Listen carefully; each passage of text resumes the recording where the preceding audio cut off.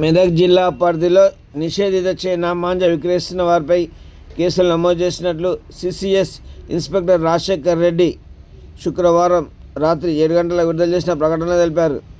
మెదక్ జిల్లా పరిధిలో నిషేధించబడిన చైనా మాంజా విక్రయిస్తున్న వారిపై విశ్వసనీయ సమాచారం మేరకు జిల్లా ఎస్పీ శ్రీనివాసరావు ఆదేశాల మేరకు టాస్క్ ఫోర్స్ పోలీసులు ప్రత్యేక దాడులు నిర్వహించారు.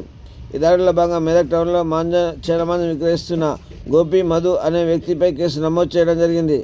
అదేవిధంగా నర్సాపూర్ పోలీస్ స్టేషన్లో పరిధిలో మహమ్మద్ అబేద్ మరియు స్వప్న అనే కిరాణా షాప్ యజమానులు చైనా మాంజా విక్రయిస్తున్న సమాచారంతో తనిఖీలు నిర్వహించే వారి వద్ద చైనా మాంజా లభ్యమైంది. ఈ మేరకు వారిపై కేసులు నమోదు చేయడం జరిగిందన్నారు. నిషేధిత చైనా మాంజా విక్రయం ప్రజల ప్రాణాలకు ప్రమాదకరమని, ఇలాంటి అక్రమ కార్యకలాపాలపై కఠిన చర్యలు కొనసాగుతాయని పోలీసులు తెలిపారు.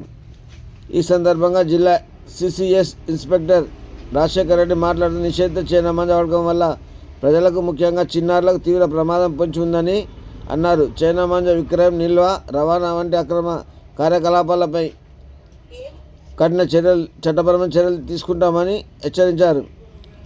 ప్రజలు ఎవరైనా చైనా మాంజా విక్రయిస్తున్నట్లు గమనిస్తే వెంటనే 100కు పోలీసులకు సమాచారం అందించాలని, సమాచారం ఇచ్చిన వారి పేర్లు గోప్యంగా ఉంచుతామని తెలిపారు.